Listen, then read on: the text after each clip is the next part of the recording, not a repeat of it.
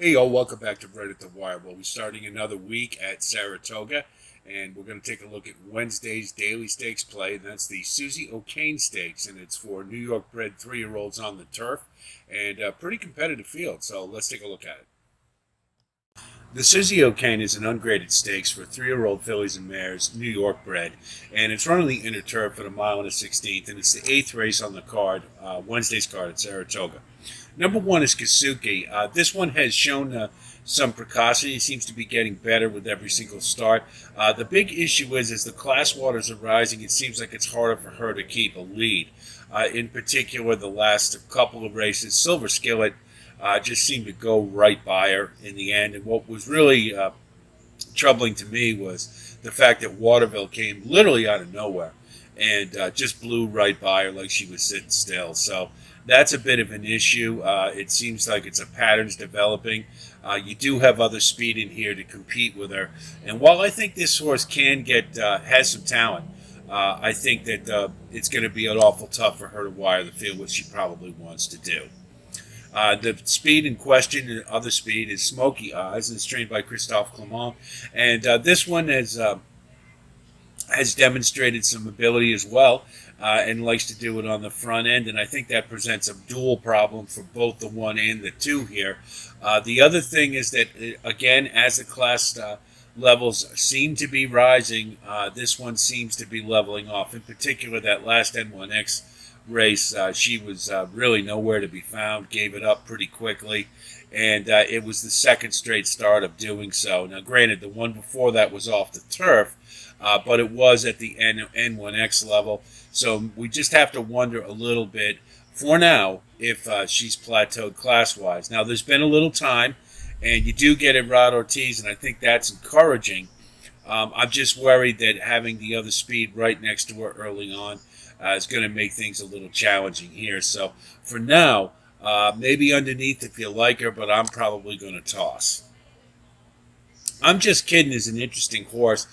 This one demonstrated some precocity early on. You see they put her in the Miss Grillo for her second effort on turf. The biggest problem with this one is they just haven't figured out how to manage this one's speed. She has talent. There's no doubt about it. There are a couple of races back.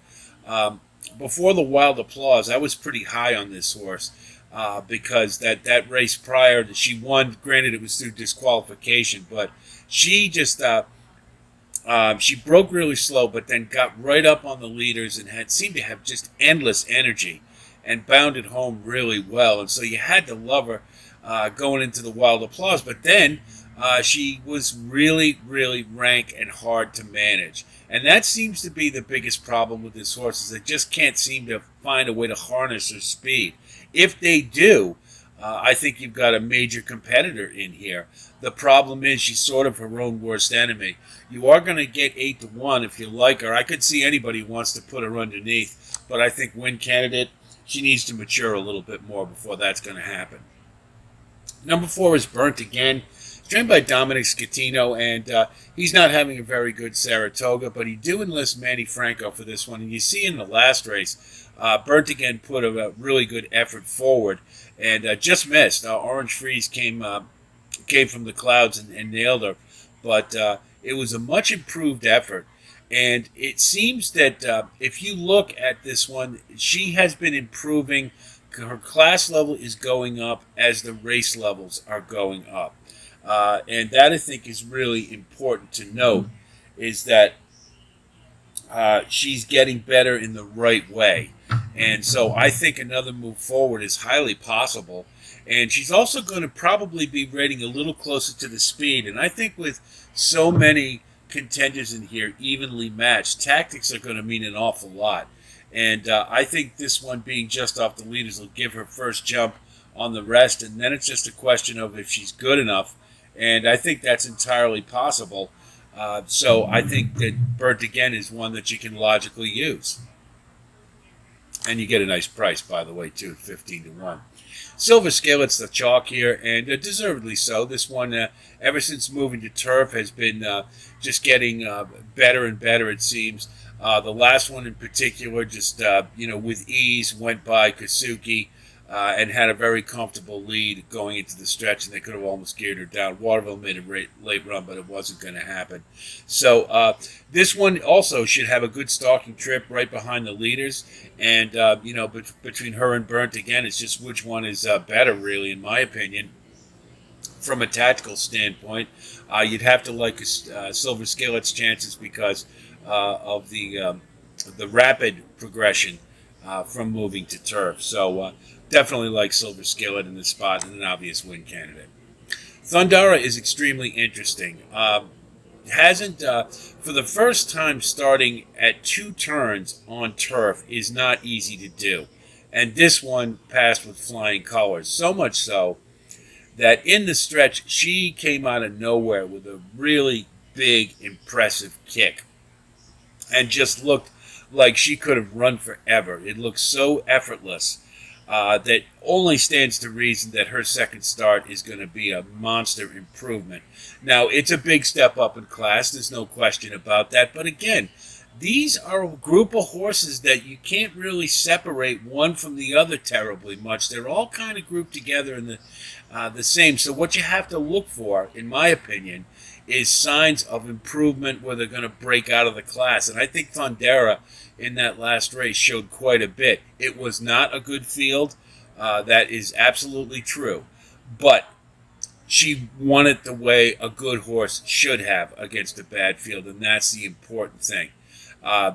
So at 12-1, I think you're getting an outstanding price. And let's not forget, Phil Antonacci's having a hell of a meet.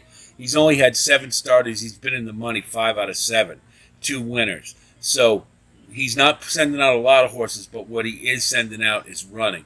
So I think Sundara is an absolute use, and you're getting outstanding value. And if you put her on top, I wouldn't blame you in the slightest. Number 7 is Orange Freeze. This is another interesting one. Claimed from Christophe Clement by Bill Morey. And second off the claim, look what he does. I mean, this horse just ran a monster to win last time. And in a stakes race off a maiden claiming effort, first time against winners. So there's definitely something there. This one, the light bulb has gone off. Maybe it's the timing of it. Maybe she was ready to. I don't know. But Bill Morey's the beneficiary of it. And it's another hot barn. He's in the money 7 out of 11 starts this race, this meet. And you get Flavian Pratt. Note Rosario jumped off. That is one thing you're concerned about. And I have a little bit of concern that this one just might regress a little bit. It seemed like a really big jump from what she had been doing before. I know it doesn't really show that buyer-wise, but it just seemed like one of those, like when you have those monster leaps, that there's only one way to go after it. So I got a little bit of concern there might be a bounce here. Still, I think this one's a player. Tactically, the problem is she is going to be coming from the clouds. You see, she comes from way back, may have a little bit too much to do late, particularly when you consider Burnt Again and Silver Skillet are going to be right off the leaders. So this one's going to have it tough from a tactical standpoint. I think you have to use, but I'm not sure if we want to talk about this one as a win candidate. Number 8 is Collaboration. It's trained by Linda Rice, and you get Jose Lascano, the A rider. This one's kind of interesting in a not so good way, I think. You take those starts back at Belmont, those 2 N1X level races, and you'd have to think that this one would be a prime player here. But look what happened when she came up to Saratoga. I mean, just didn't really run a lick. She was up on the engine for a little while and then just fell right back. And I haven't heard a reason as to why that was. So I have to start wondering if maybe the class level's getting a little heavy for her. I don't know. But it's just not a good sign going into this race. That's really my issue more than anything else. I just kind of wonder about that. Now, it's really hard to knock Linda Rice's record so far, but I will say this. On the turf, she hasn't been as stellar as she has been on the dirt.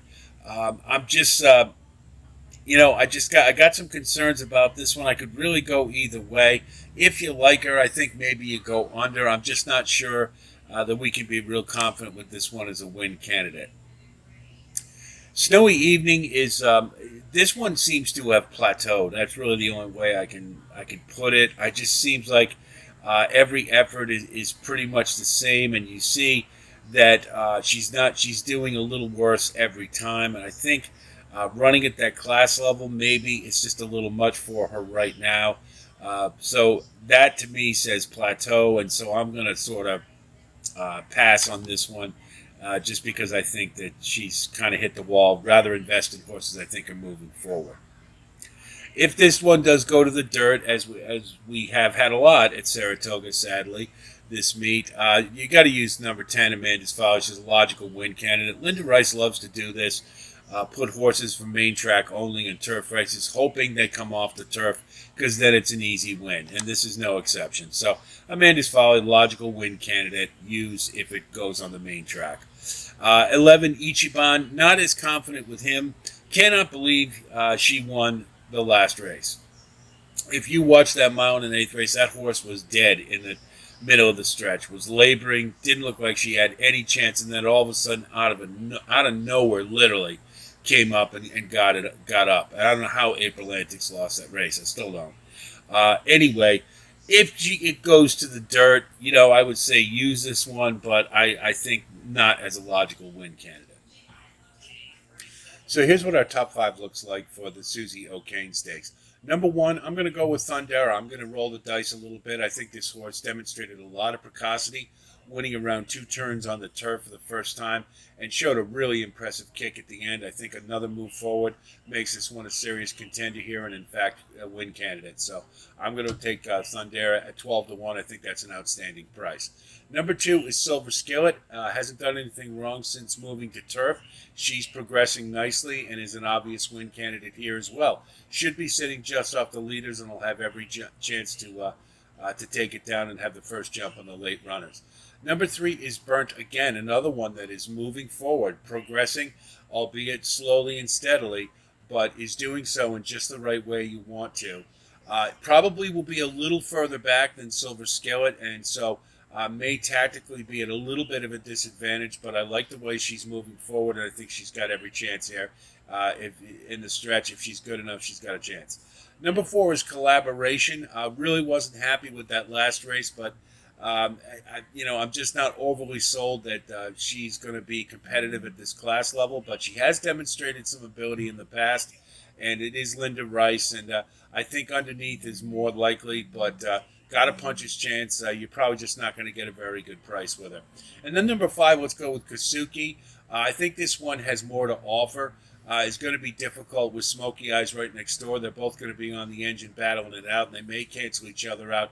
But I like Kazuki's chances to hang in there a little more, so we'll put her at number 5. So that's the field for the Suzi O'Kane. It's a very wide open race. There's a lot of different ways to go, so I've chosen to try to get some value out of it. I think that's the best option. In these kind of races where it's hard to separate the main contenders, I think that's what you have to do, is just look for horses moving forward and ones with prices. So Sundara, to me, is a really good option, especially with Phil Antonacci's barn being as hot as it is. If you do like content like this, you can go on over to our website at rightatthewire.com. We've got 2-year-old analysis for the maidens. We've got daily plays as well as full card analysis on the weekends, all for Saratoga.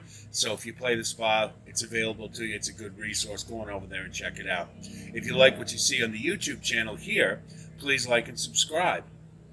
We offer plays daily. We'll always have content available to you. Thank you for coming by, those of you who have recently signed on. And don't hesitate to drop me a line. I love hearing comments from you guys. It keeps me going when we're putting these together. It's not always easy to do. Thanks so much for those of you who will regularly drop a line. I appreciate it. And I expect to hear from more of you. I'd like to, that is. So that's it for today. Be on the lookout for our stakes play for Thursday. That'll be coming soon. And until I talk to you again, be well.